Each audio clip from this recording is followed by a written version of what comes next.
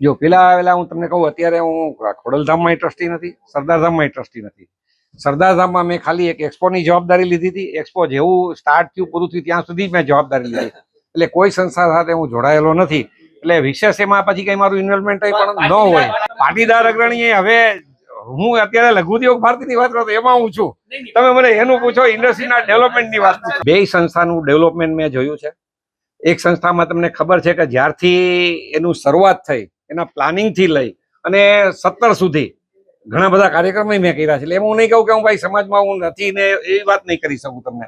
પછી જે કાંઈ અત્યારે કલ્ચર ફાઉન્ડેશન હોય કે એમાં અમે પાયાનો રોલ ભજવ્યો છે. એક પાથ અમે ચિત્રો છે અને એમાં કર્યું છે. સરદારધામની અંદર જે કંઈ હોય એટલે સ્વાભાવિક છે કે આપણે સલાહ સૂચનને જે કંઈ હોય એના દિશા સૂચન કરતા હોય કે આવા છે. પણ હવે સમયાંતરે કોઈને કોઈ હવે આવડો મોટો વર્ગ છે ને નાનું મોટું કોઈ થાય તો એને તમે કોઈ રોકી ન ગઈ આપણે અત્યારે. અને એક એનો હિસ્સો છે ને આ બાજુ બધું સરખું થઈ જશે આમાં બધું. અને જ્યારે જ્યારે આવું બનતું હોય ત્યારે જાણીએ છીએ કે આની અંદર સારા લોકો છે, એને ચિંતા થવાની, સમાજની બદનામી છે, સમાજનું જે એની એ રીતે ચિંતા કરશે. રાજકીય લોકો છે એ આની ઉપર દોષ કરશે, ઓલો ઓની પર દોષ કરશે, એવું બધું બનવાનું છે આ બધું.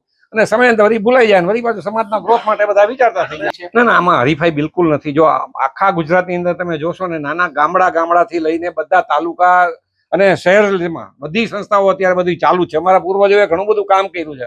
એમાં સ્કૂલો છે, વાડીઓ છે, આ બધું કર્યું છે. અને એ વડીલોની જે કંઈ આગમ હતી, એની સૂઝ હતી, એને લઈને જ આ સમાજ અત્યારે અહીં સુધી પહોંચ્યો છે. જે કંઈ એજ્યુકેટેડ આગળ વધ્યો, ખેતીવાડીમાં આગળ વધ્યો, આવા ઇન્ડસ્ટ્રીની આગળ વધ્યો, એને લઈને છે.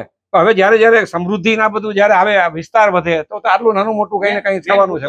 સંસ્થાઓ છે, કોઈ પણ સારા કામ કરતા હોય, આવા જ્યારે ઇન્ફ્રાસ્ટ્રક્ચર ડેવલપ થતા હોય તો એ કંઈ ડોનેશન વગર કંઈ થાય નહીં. અને જે લોકો દાતાઓ દાન આપે છે, એના પરસેવાની મૂડીઓ આપતા હોય છે, તો એનું એ રૂપિયાનું ₹1.25 કેમ થાય અને લોકોને એનો કેમ ફાયદો મળે, એવી તમામ સંસ્થાઓ આવો પ્રયાસ કરતો હોય. તમે જોશો કે અમારા દરેક જિલ્લાની અંદર મોટી મોટી હોસ્પિટલો ચાલે છે, મોટી મોટી સ્કૂલ કોલેજો ચાલે છે અને નિર્વિવાદ ચાલે છે પાછા. એવું નથી કે એમાં કઈ અંદરો અંદર કોઈ હરીફાઈ છે કે એવું નથી કઈ.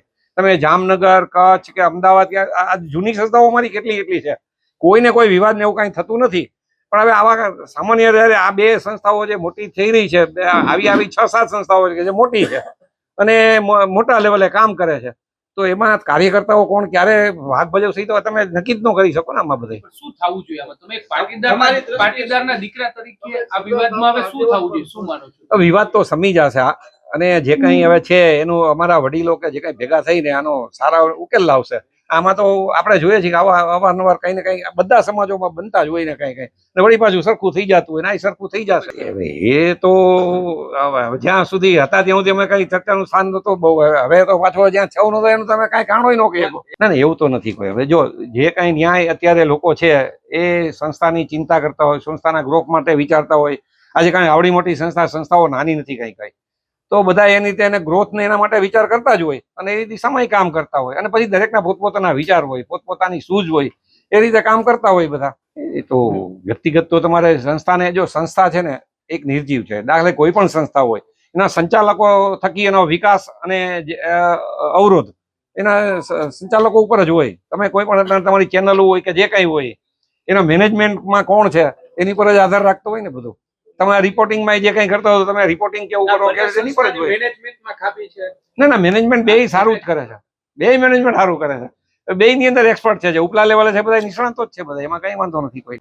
સાંજ સમાચાર ફેસબુક પેજને લાઇક કરો, વિડીયો શેર કરો અને વધુ વિગતવાર સમાચાર માટે sanssamachar.net વિઝિટ કરો.